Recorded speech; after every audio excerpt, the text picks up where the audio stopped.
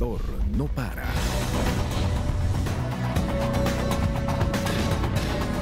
¿Qué tal amigos, amigas? Soy Marco Antonio Bravo y le doy la más cordial bienvenida. Por una decisión editorial de quienes hacemos Ecuador no para, este es el último programa de este espacio de entrevistas. El 3 de agosto del año 2015 iniciamos con Ecuador no para, un programa creado para analizar los principales acontecimientos de Ecuador y de la región desde una perspectiva de defensa y soberanía de los procesos democráticos en la gran patria latinoamericana.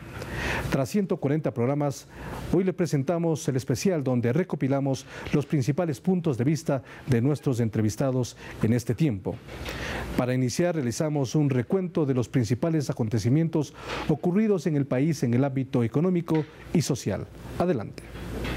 Desde 2015, la coyuntura económica repercutió a nivel global.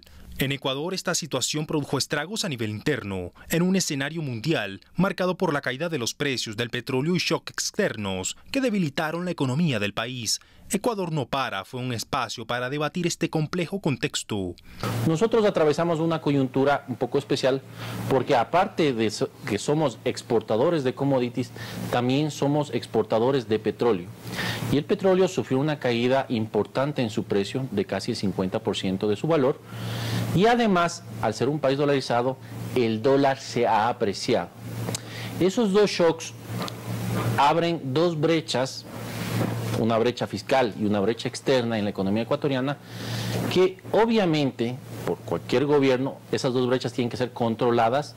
Para equilibrar la economía, el gobierno nacional tomó medidas para fortalecer la dolarización y lograr el menor impacto posible en la sociedad ecuatoriana. La economía se vio afectada entre 2015 y 2016 en aproximadamente 9.000 millones de dólares. Sin embargo, tras 2 trimestres consecutivos de crecimiento, el país retomó su senda de desarrollo con ayuda de las medidas adoptadas por el gobierno, entre ellas la implementación del dinero electrónico y la firma del acuerdo comercial con la Unión Europea. Todas las medidas que se han tomado a lo largo del año 2015 han sido las medidas necesarias para poder responder de la mejor manera ante los shocks externos. Y los resultados se ven en el desempeño que ha tenido la economía y en nuestro caso como Superintendencia de Bancos, en los buenos resultados que ha tenido el sistema financiero privado a pesar de los shocks externos.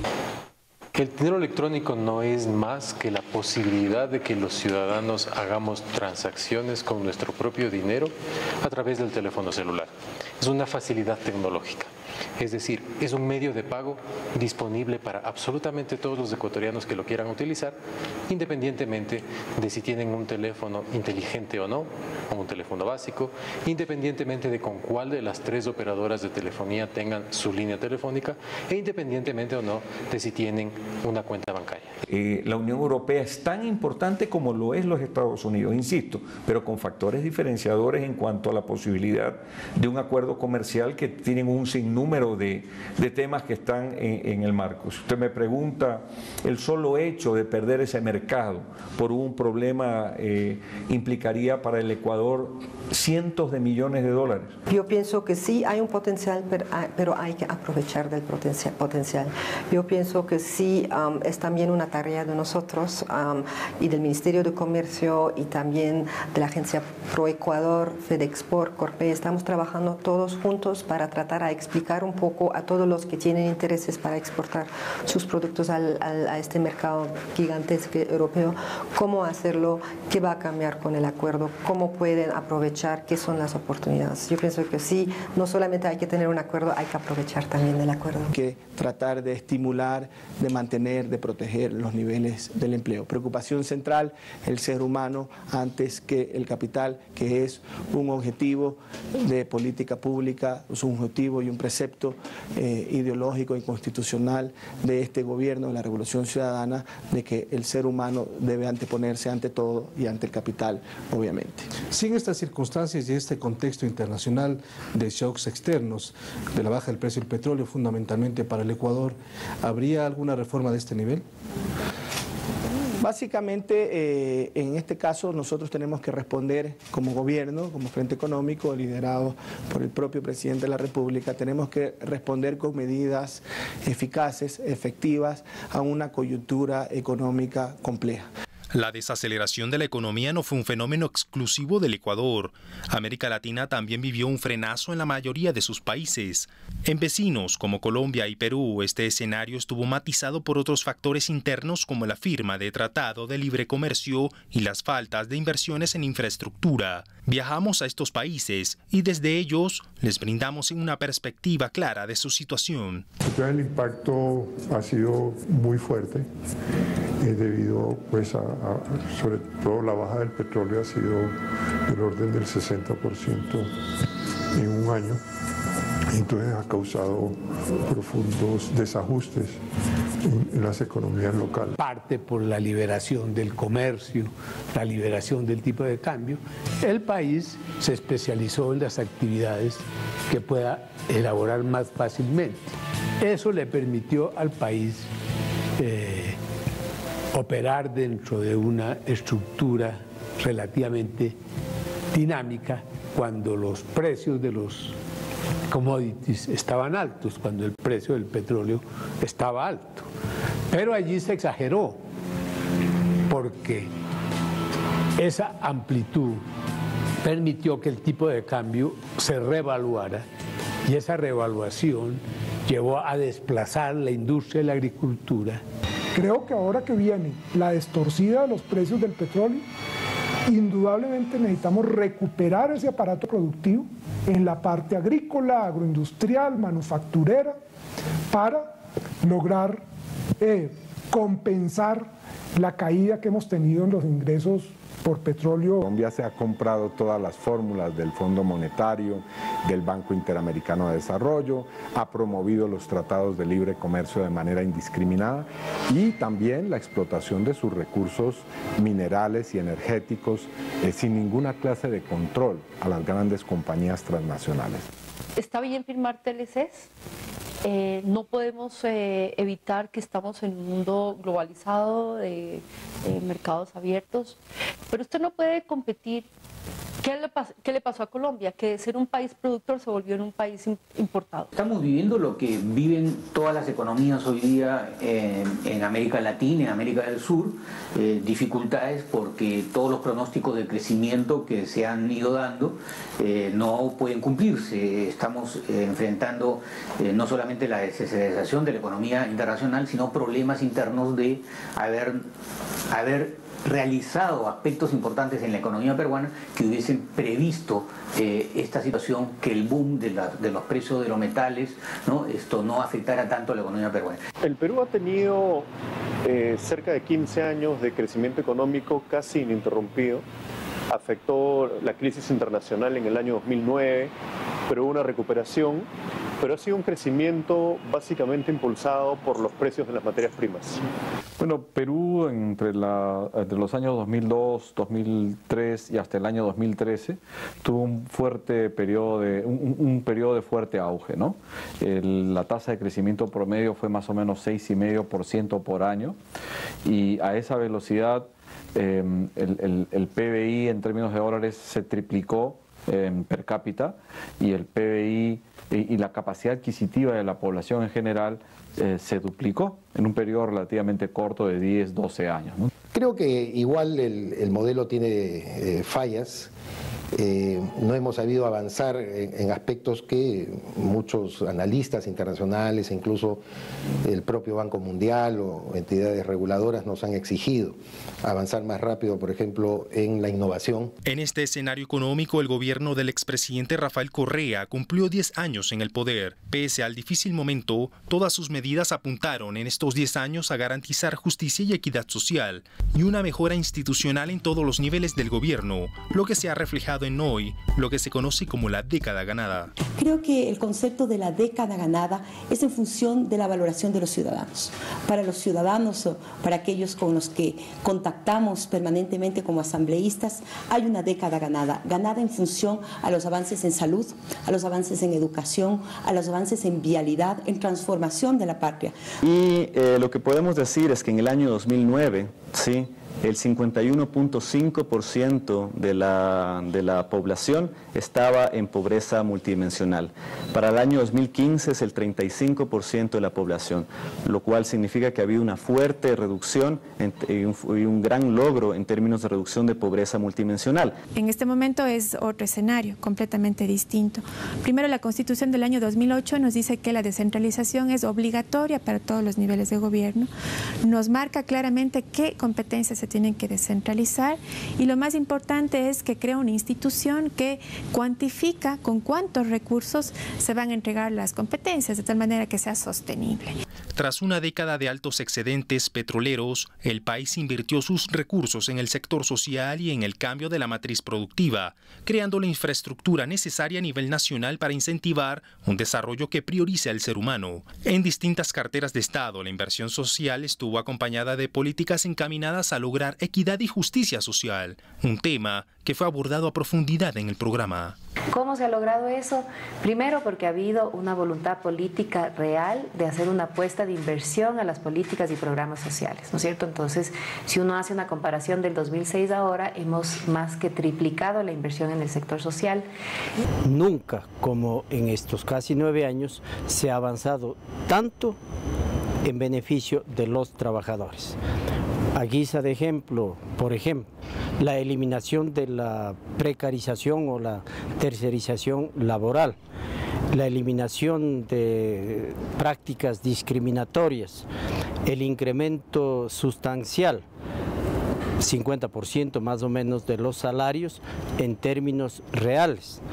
El cambio del sistema penitenciario es contundente.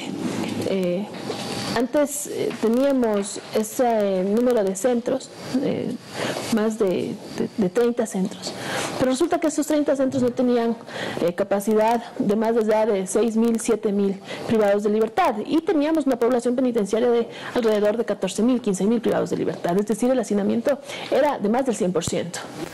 Es lo que marca la diferencia, es decir, si es que le convertimos en 100 a todo lo invertido, del año 2000 al 2015, el 85% de todo lo que tienen hoy las Fuerzas Armadas es hecho en el gobierno de la Revolución Ciudadana de nuestro presidente Rafael Correa. Finalmente, Ecuador vivió la noche del sábado 16 de abril la peor catástrofe en más de 40 años. Un terremoto de magnitud 7.8 en la escala de Richter se registró en la provincia de Manabí y se sintió en todo el territorio nacional. Producto del sismo, cientos de personas fallecieron, miles resultaron heridas y cerca de 29.000 terminaron damnificadas. Un tema que fue abordado en nuestro programa, buscando informar y aportar en la superación de este lamentable suceso. Bueno, primero, obviamente, el traspaso de estas personas damnificadas a los albergues. Dentro de los albergues, nosotros tuvimos todos nuestros servicios, desde el cuidado de nuestras niñas y niños, adolescentes, adultos mayores. Entonces, los servicios del MIES se trasladan dentro de los albergues, al igual que los servicios del Ministerio de Salud, que hacían la referencia para algún subcentro o algún centro de salud cercano. En el caso del MIES, nosotros pusimos nuestros espacios lúdicos, nuestros espacios de CIBB, nuestras educadoras CNH y CIBB, que son las que recorren, lógicamente, con estas modalidades, fueron insertadas dentro de los albergues para que trabajaran allí. Paralizamos esta prestación de servicios en la provincia para poder dar ese servicio. Teníamos que tener esa persona que pudiera conversar con las familias, que pudiera atender, que pudiera hacer profesionales debidamente capacitados. Profesionales, son técnicos y educadoras. Nosotros tenemos educadoras y tenemos los técnicos de atención familiar que son nuestro staff. Entonces todo esto ingresó a los albergues para dar esta respuesta. Las clases en el ciclo Costa comenzaron el 2 de mayo. Apenas una semana después del terremoto, el 9 de mayo, ya el 75% de la población estudiantil estaba asistiendo a clases. Apenas una semana después. Y apenas 2 meses después, ya todos están asistiendo a clases. Y la propuesta de incentivo económico, tanto de arrendamiento como de acogida, están orientados a brindar una solución temporal para que esas familias tengan un hogar, un sitio seguro donde estar. Primer punto para culminar en la institucional. Todos los bienes del IES están asegurados. Nosotros justamente hace aproximadamente 9 meses inclusive tomamos una póliza que se denomina Blanket de aproximadamente 300 millones de dólares. Lo que hemos apreciado es que los daños fueron principalmente concentrados en algunas zonas. La afectación se debió fundamentalmente a que las construcciones eran más vulnerables en ciertos sectores que en otros.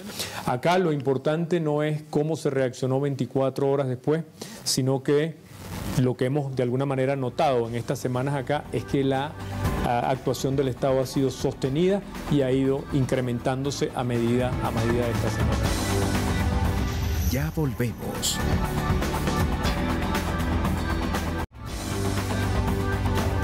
Continuamos. Continuamos en este último programa de Ecuador no para. A continuación realizaremos un recorrido por los principales acontecimientos políticos del Ecuador analizados en nuestro espacio. Adelante.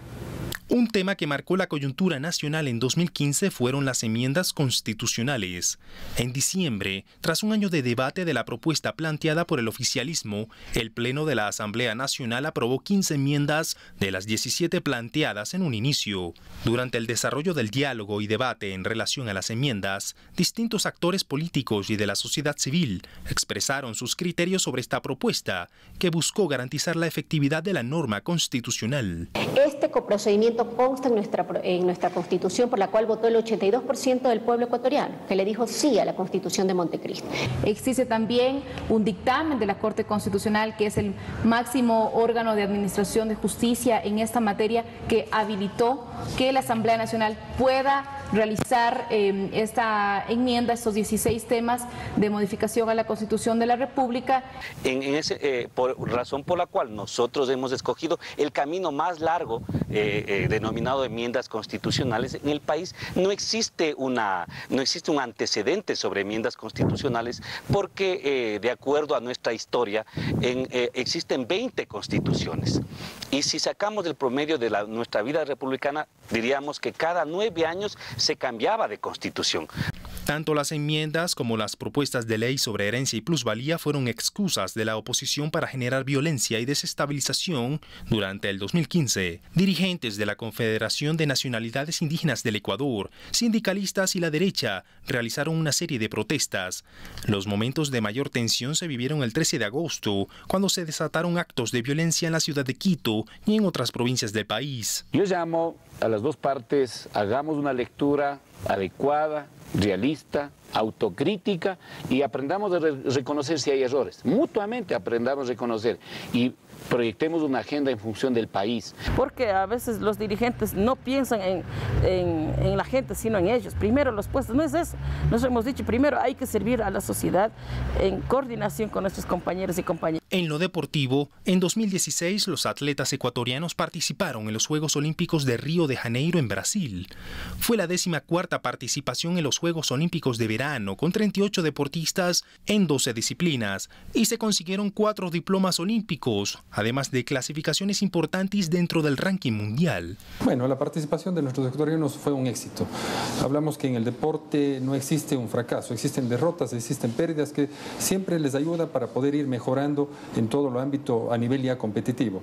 En el reportaje veíamos muchos deportistas que se subieron al podio y esos podios eran justamente de Juegos Panamericanos, donde se veía la bandera nacional flameando en lo más alto del deporte panamericano.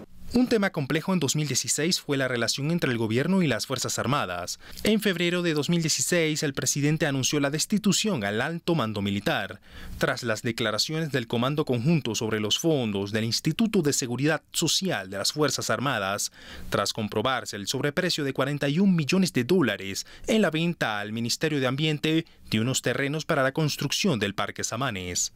Y en ese sentido, claro, ha tenido un rol protagónico. Las Fuerzas Armadas han jugado en este juego digamos, un mundo encubierto, digamos, un rol protagónico, y ciertamente se ha visto, por lo menos después, varios años después, se ha visto cómo este tipo de momentos de coyuntura ha surtido en esquemas de negociación que le han dado ciertos niveles de privilegio ya en cierto manejo de ciertas áreas del Estado, áreas estratégicas, etcétera, etcétera. Entonces, básicamente, eso es lo que en un contexto democrático es lo que se tiene que normar, que se tiene que limitar, se tiene que recurrentemente estar vigilante de que ese ejercicio no se dé, ¿no? Creo que ahora, en democracia, y la Constitución lo señala, ¿no es cierto?, los militares deben regirse al poder civil, ¿sí? Deben respetar la Constitución. Yo creo, pero el problema está que en la realidad hay estos factores, ¿no es cierto?, y hay estos militares que le meten, políticos que le han metido desde hace muchos años. Claro. No es solamente ahora. Quizás ahora es un poco la consolidación de todo este proceso digamos, de la intervención sobre todo militares de servicio pasivo. Una normativa de vital importancia para el país, aprobada a finales de 2016, fue la Ley de Cultura. Raúl Vallejo, exministro de Cultura, señaló que este cuerpo legal ordenó el Sistema Nacional de Cultura, a la vez que garantizó los derechos de artistas, gestores culturales y trabajadores de este sector. Lo importante de la ley es que organiza al mundo cultural. Hoy día, las instituciones, hoy día los gestores, hoy día los usuarios, hoy día todo el mundo está disperso y no están como satélites andando alrededor de sí mismos. Yo creo que lo importante de la ley es que organiza, sistematiza lo que existe. En octubre de 2016, Ecuador recibió la visita del brasileño Roberto Caldas, presidente de la Corte Interamericana de Derechos Humanos. A criterio de Caldas, la transformación de la justicia en Ecuador es una de las más importantes del mundo en los últimos años, una realidad producto del impulso del gobierno por revolucionar la justicia en nuestro país. Bueno, yo diría que la experiencia de la justicia de Ecuador, los cambios de la justicia en Ecuador han convertido en buenas prácticas, en excelentes prácticas, yo podría decir, que convierte Ecuador en quizás ciertamente uno de los países del mundo que más cambió la justicia en los últimos tiempos y que logra obtener tajas admirables. Quizás sea la más importante reforma judicial del mundo. Las primeras bases se fueron sentando desde el año 2007, con la creación de la defensa pública, asistencia legal gratuita para las personas que no tengan cómo pagarse un abogado. Se creó un Ministerio de Justicia y Derechos Humanos con el objetivo de generar política pública de lo que significa la protección de derechos de los ciudadanos y fortalecer el sistema de justicia ecuatoriano. Al finalizar 2016 y a inicios del 2017, el país vivió un proceso electoral que culminó el 2 de abril, con la victoria del binomio Moreno-Glass del movimiento Alianza País sobre el binomio Lasso-Páez del movimiento Creo. Desde el inicio del proceso hasta su culminación, Ecuador No Para analizó el desarrollo de la contienda electoral. Efectivamente, desde el último semestre del año pasado, el Consejo Electoral está trabajando con las delegaciones provinciales del Consejo Electoral, levantando todos los insumos para estar a punto de cara ya a lo que significa preparar todo el proceso electoral de febrero del 2017. A mí lo que me preocupa realmente es lo que los candidatos están ofreciendo. Sí, muchos candidatos de oposición, se pueden decir, están efectivamente dándonos cheques en blanco.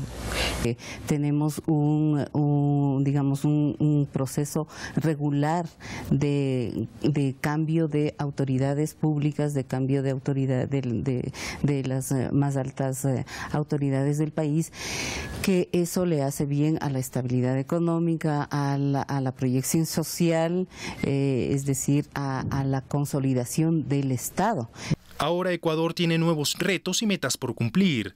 El presidente de la República, Lenín Moreno, ha planteado una política de diálogo que busca conciliar nuestro país, mantener y aumentar los servicios para la ciudadanía, principalmente los más necesitados, y equilibrar las finanzas públicas para garantizar que Ecuador retome una senda de desarrollo.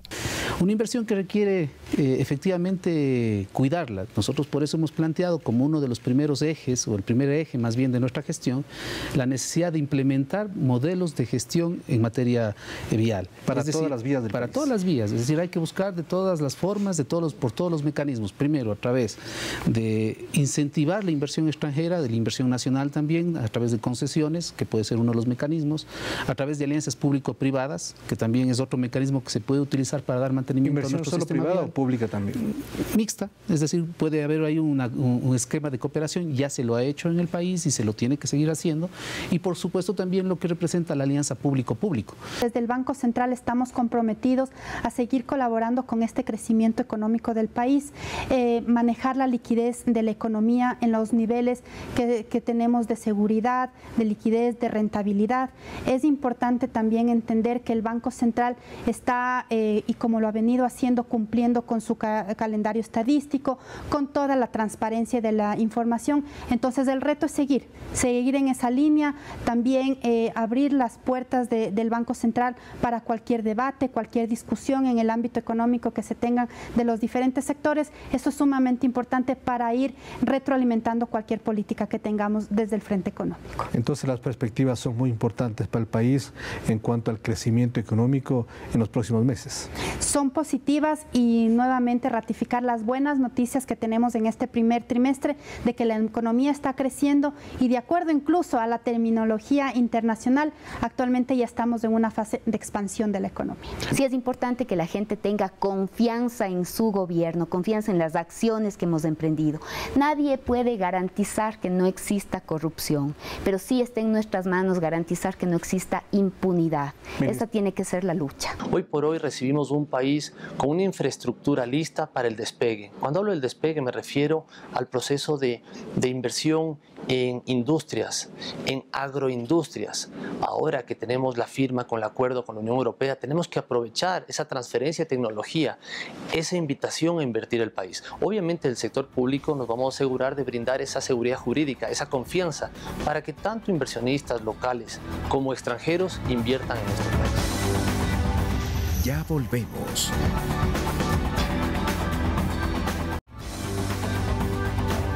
Continuamos.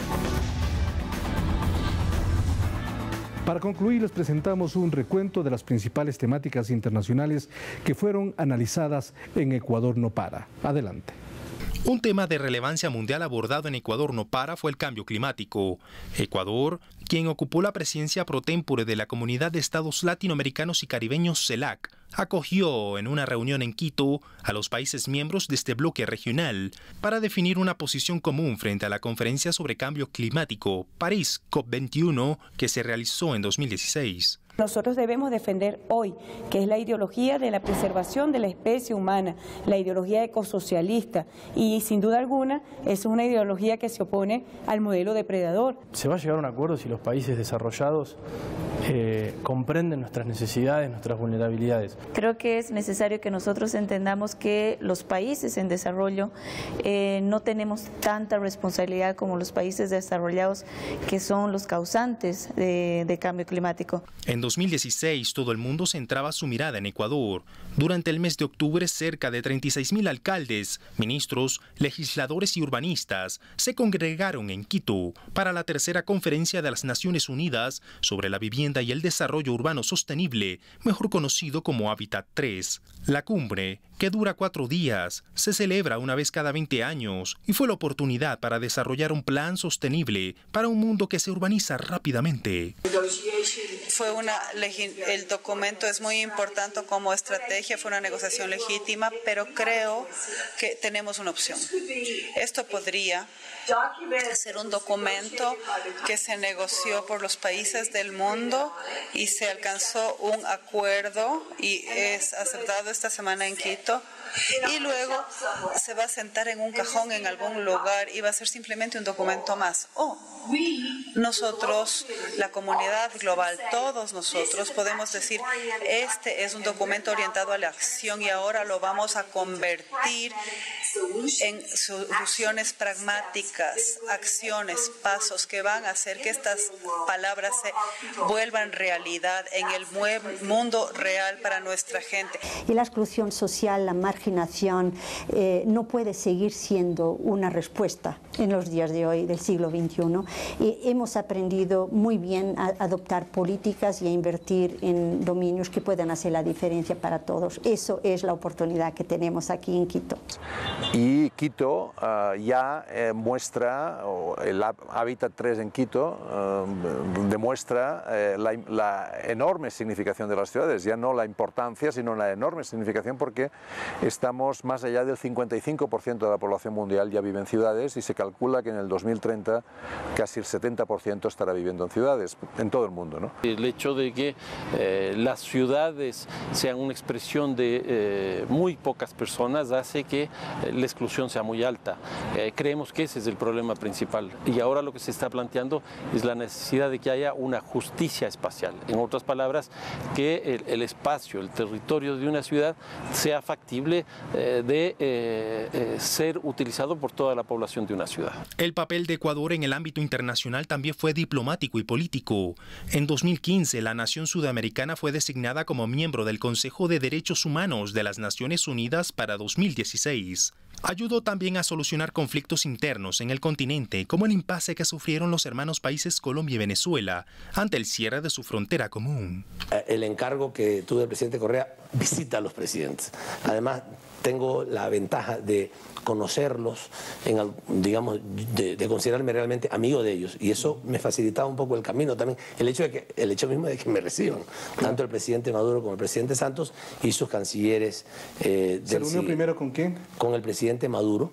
Tuve una primera reunión. No es la primera vez que estamos en el Consejo como miembros plenos del Consejo, es la tercera ocasión.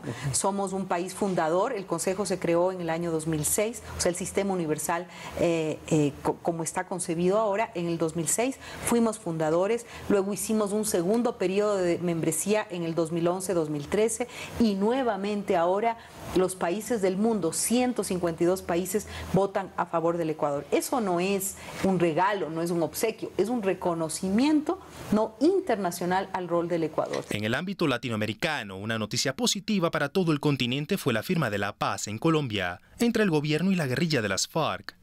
Las negociaciones fueron largas y justamente fueron largas porque las dos partes discutieron punto por punto. Los dos últimos puntos fueron los más complicados, ¿no? Que tenía que ver con el tema de reformas sobre temas agrarios.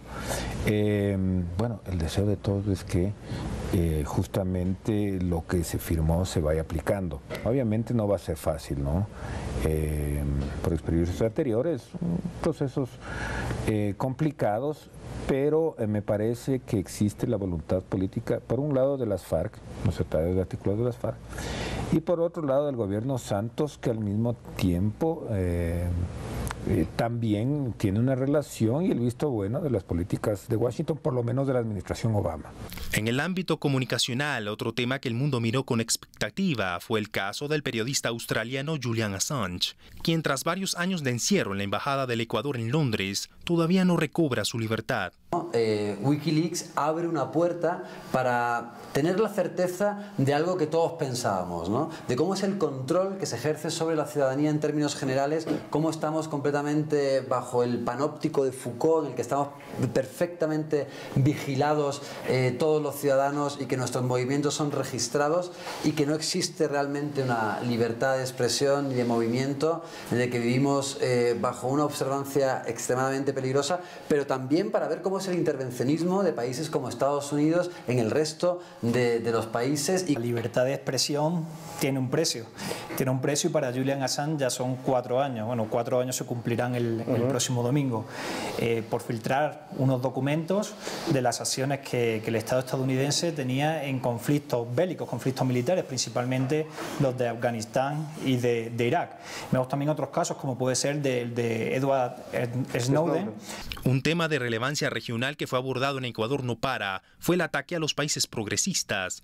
Desde una mirada de respeto a la dignidad y soberanía latinoamericana, abordamos esta temática desde el punto de vista de importantes teóricos de Ecuador y el mundo. Con Telesur, América Latina y el Caribe han ido adquiriendo el derecho a difundir la propia imagen en la versión dada por nosotros mismos. La mayor diferencia en Sudamérica es que muchos de sus países han impuesto un derecho a la comunicación como un derecho humano. En los Estados Unidos aún nos falta hacerlo. En los últimos años, Latinoamérica vivió un recrudecimiento de las estrategias de desestabilización contra los gobiernos progresistas de Brasil, Bolivia, Argentina, Venezuela y Ecuador. Según distintos catedráticos y analistas de la región, estos procesos se caracterizaron por la puesta en escena de lo que se conoce como los golpes blandos. En primer lugar, el hecho de que en América Latina, en varios países, la descomposición y crisis de partidos políticos llevó a su cuasi desaparición y donde algunos medios de comunicación se convirtieron en verdaderos formadores de opinión, casi trabajando como partidos políticos opositores a los gobiernos. Esto lo hemos podido ver en Venezuela y Ecuador, principalmente con la descomposición de partidos políticos históricos. Es diferente la situación en la Argentina, aunque algunos medios de comunicación ocupan un rol opositor importante. Entonces, en Brasil, en Argentina, en Venezuela, en Ecuador, en todos estos países, nosotros estamos observando acciones de las derechas, de las oposiciones de derecha que son muy similares.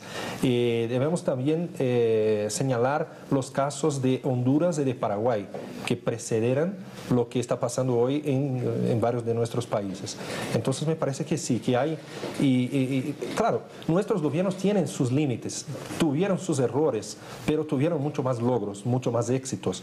Hay cosas que son indudables, así como nuestros gobiernos avanzaron mucho en la cooperación y en la comunicación y en la circulación de ideas, de cuadros militantes, digamos, los presidentes se encuentran muy seguido, también las fuerzas de oposición tienen sus espacios de encuentro, sus espacios de reunión y sus formas de coordinación sobre cuáles consideran que son los problemas de aquel mal llamado populismo, ¿no? Entonces, en su versión más simple están los agitadores, ¿no? Entonces hay algún movimiento social que puede ser pacífico, y hay evidencias en muchos casos de infiltración donde vienen personas, intentan promover la violencia, tal vez inclusive ocasionar heridos, muertes, para que se vuelva un escándalo a nivel nacional, ¿no? Primer nivel, la agitación. Segundo nivel, el oportunismo, ¿no? Lo que mencionaba antes, de que hay causas que son de grupos específicos, legítimas, menos legítimas, pero siempre válidas, que son aprovechados por grupos que en realidad poco tienen que ver con esos intereses, ¿no? Entonces la derecha tradicional en Bolivia nunca se había preocupado por el medio ambiente, hasta que vieron un rédito político en hacerlo, ¿no? No solamente es neutralizar el avance de movimientos progresistas, sino borrar la memoria, convertirlo en otro para que la gente no se acuerde de nada bueno de lo que pasó en esa época, convertirlos todos en diablos. Y hay una cosa que se me quedó decir sobre la responsabilidad de los propios gobiernos y movimientos también progresistas por la situación actual, es que yo pienso, y habiendo investigado y denunciado mucho el tema de esa injerencia, esas amenazas externas que penetran dentro de los movimientos. Yo creo que el proceso de articulación institucional del llamado nuevo regionalismo latinoamericano es importante y de algún modo el objeto a batir de esas derechas que tienen una misma matriz discursiva y de articulación política. Tenemos comprobado empíricamente el Grupo de Diarios de América, cómo coordinan agendas informativas, cómo establecen los mismos temas en diferentes países, las mismas fuentes de información. Una acción concertada de diarios que tiene un amplio espectro de público. Si a eso sumamos la hegemonía angloamericana en los medios y en la información internacional, es evidente que la imagen de países como Venezuela está marcada ya por una matriz y estructura de poder que, aunque ha cambiado en clave interna en Venezuela, es difícil cambiarlo en la información internacional. Una cosa clarísima, tú no puedes vencer 1, 2, 3, 4 elecciones e imaginar que los sectores más conservadores van a se quedar pasivos, que van a aceitar el deseo democrático de la gente. No, y ahí está.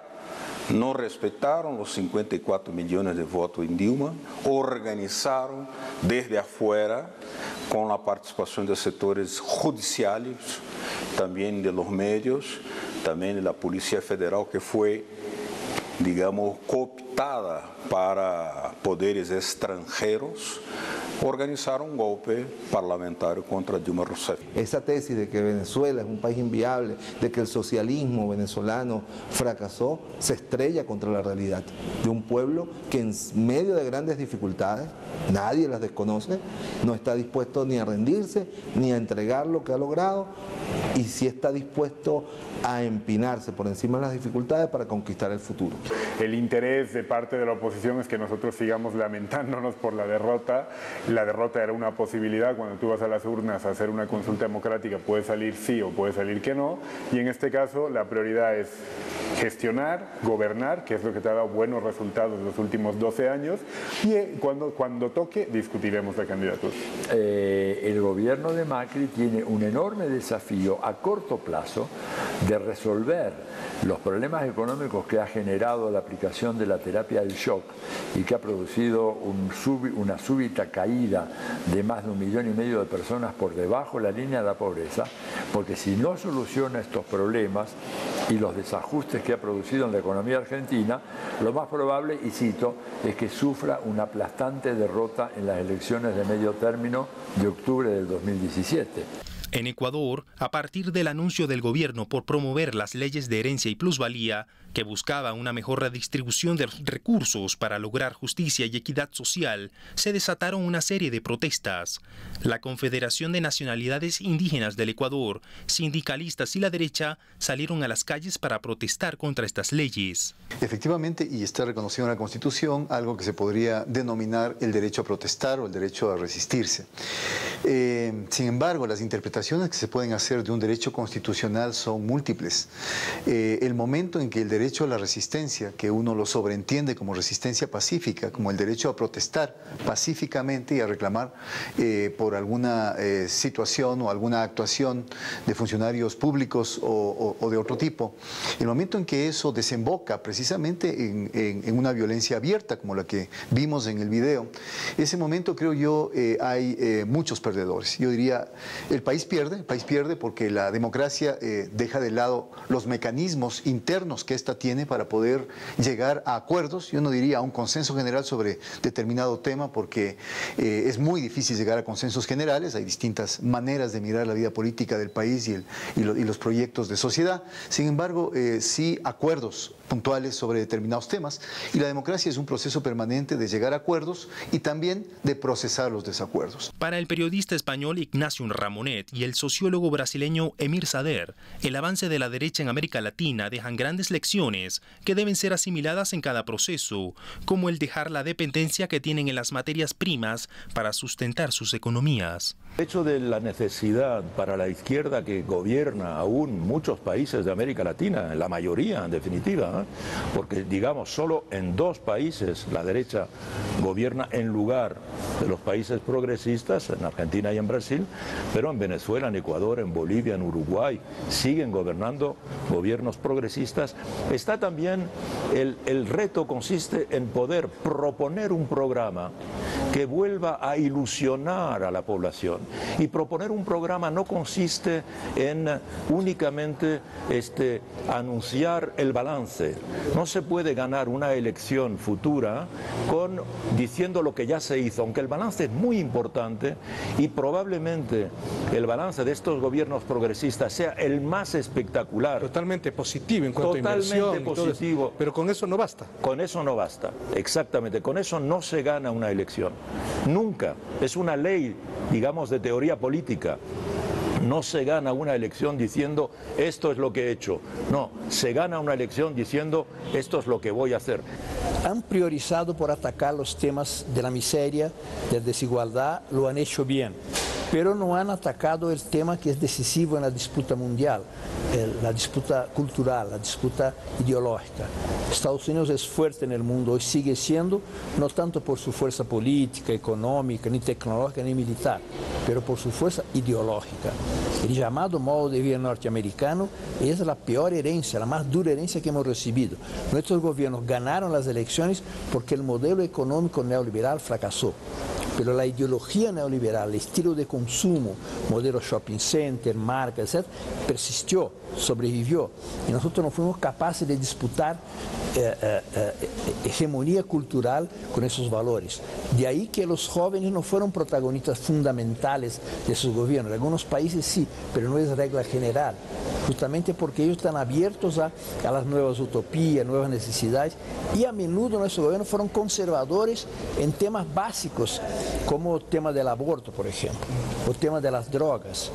Países como Brasil, como Argentina, no han legalizado drogas livianas, no han legalizado el aborto, que son temas que afectan a la juventud, sobre todo la juventud pobre, de la masa de la población, ¿no? Además de temas ideológicos que tienen que ver con medios de comunicación, con estilos de vida, apropiación pública de espacios urbanos, en que hay un retraso muy grande en los gobiernos de izquierda, ¿no? Una manera de contrarrestar estos escenarios adversos contra los procesos progresistas en América Latina es, para muchos analistas y teóricos, crear modelos de pensamiento propios. Lo que está pasando en Bolivia es interesante, pero al mismo tiempo preocupante, y creo que se refleja un poco en lo que pasa en Ecuador.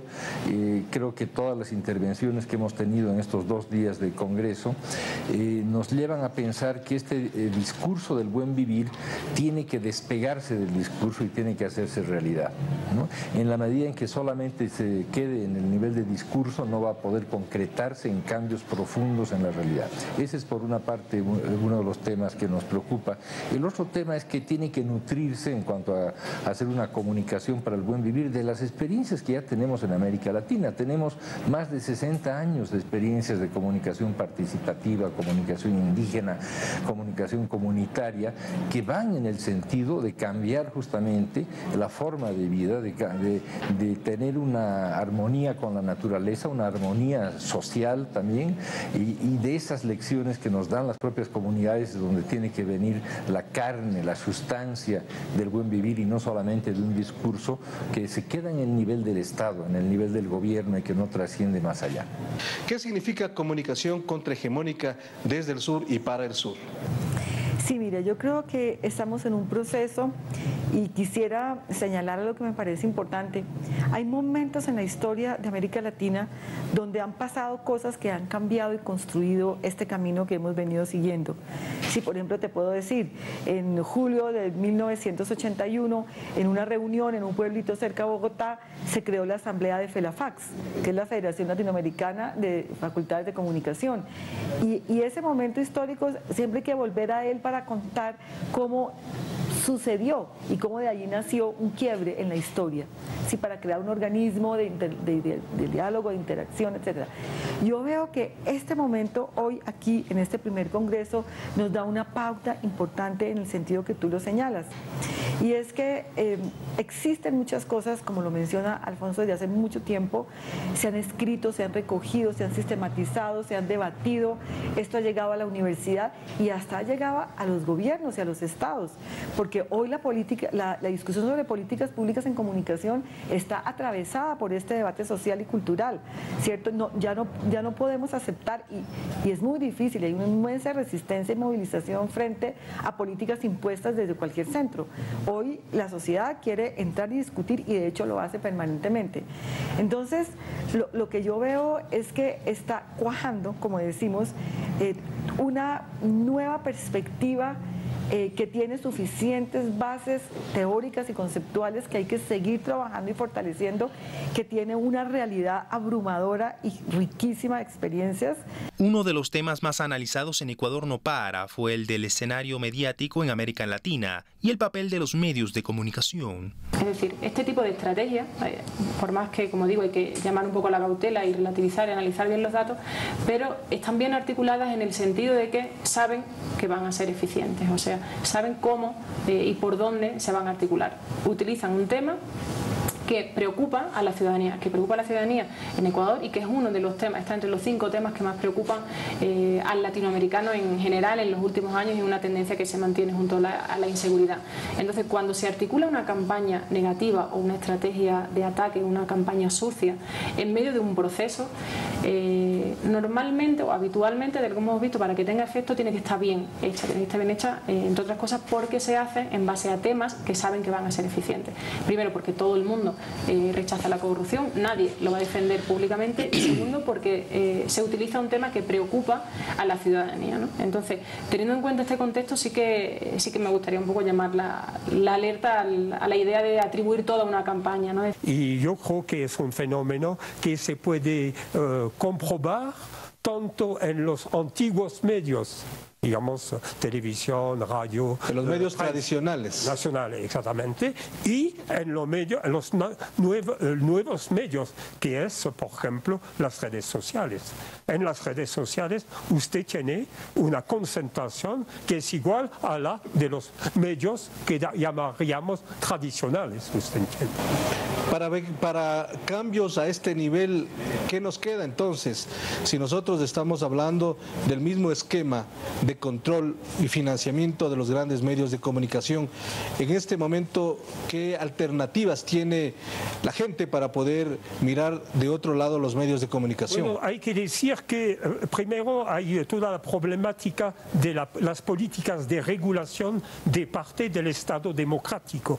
Yo creo que es importante, digamos, cada vez más, tanto para las tecnologías,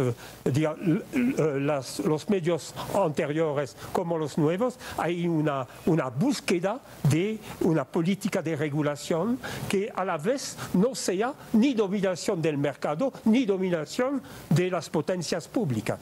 ¿Usted entiende? Eso es importante. Por ejemplo, al nivel de las nuevas tecnologías, tipo Google, Facebook, etc., muchos de los gobiernos están planteando la necesidad de regular, usted entiende, estas redes, claro, que son realmente, tienen casi la fuerza de una nueva feudalidad, usted entiende. Son tan fuertes que los gobiernos están obligados de encontrar una manera de que finalmente no perjudican la competencia, ¿usted entiende? Profesor, el problema también se da cuando un gobierno intenta regular ciertos contenidos de la comunicación. Las diferentes entidades que defienden la llamada libertad de expresión se oponen porque consideran que el Estado, el gobierno, quiere controlar el libre pensamiento, la libertad de ideas, el libre flujo de pensamiento de ideas en la comunicación. Sí. Razón más para finalmente asociar a la regulación a la sociedad civil, usted entiende, y que no sea solamente el Estado que regule, usted entiende. Y allá viene la otra solución, el otro dominio, que es la creación, la construcción de una red de comunicación que exprese la democracia ciudadana. Amigas, amigos, aquí concluye el último programa de Ecuador no para. Soy Marco Antonio Bravo y a nombre de quienes hicimos durante este tiempo y durante estos 2 años este espacio de entrevistas, les agradecemos por su atención y por su compañía. Les recordamos también que pueden seguir a través de la página web de la Agencia Andes, en donde ustedes encontrarán toda la información que necesita para mantenerse informado sobre el acontecer nacional e internacional. Desde este espacio ratificamos nuestro compromiso por mantenerlos informados de manera veraz, contextualizada y oportuna. Como siempre, un placer acompañarles y compartir este espacio. Hasta una próxima oportunidad. Felicidades. Ecuador no para.